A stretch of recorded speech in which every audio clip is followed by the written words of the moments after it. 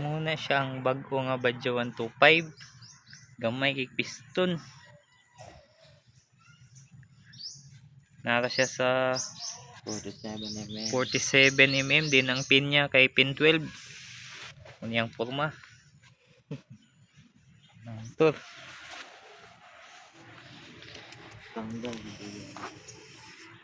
Sige po, kuan-kuan na di matanggal. Overheat. Kagamay piston. Kargag chicks.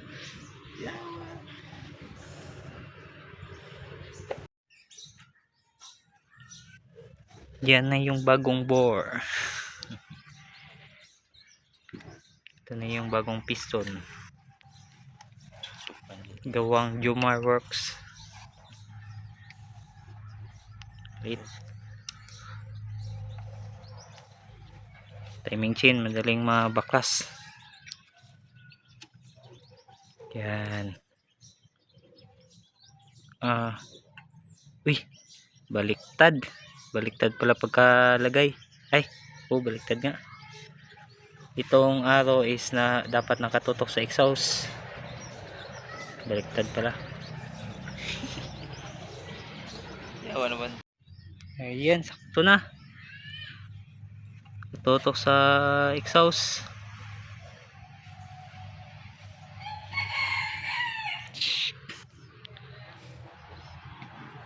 Itong mahirap nito mga boss, pag natanggal yung timing chain sa ilalim, napakahirap, madaling makalas yung timing chain sa ilalim.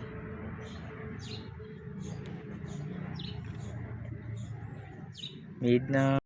Ayan mga boss, katap na. Dapat wag kalimutan tong mga guide nya,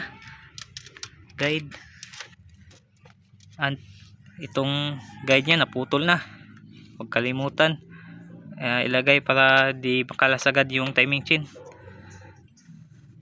Ito yung dapat na papakaingatan palagi kasi madaling mahulog. Tapos yung timing nito is kailangan i-open yung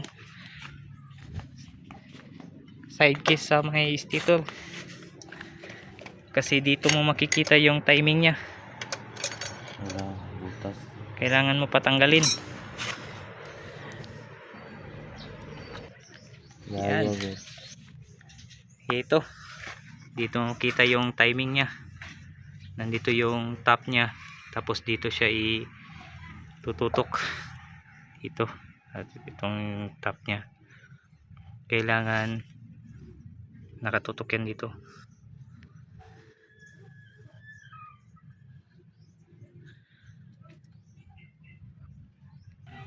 Yan, dapat nakaganyan, nakatutok siya sa guhit, nakatap yung piston. Ito yung stator nya.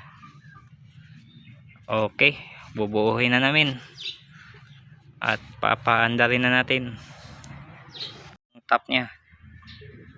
Dapat yung T nasa taas, and then ito ganyan, tapos doon naka position sa yan.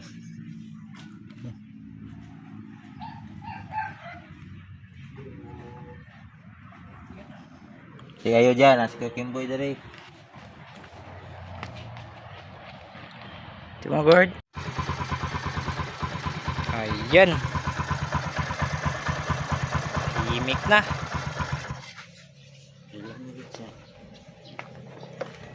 Ito yung piston niya na old. Masyadong maliit. 47mm. Yung pin is pin 12. Badja 100 na new. Ganyan ang ulo niya, ganyan, may plastic sa uluhan. Okay, pa na. Okay na.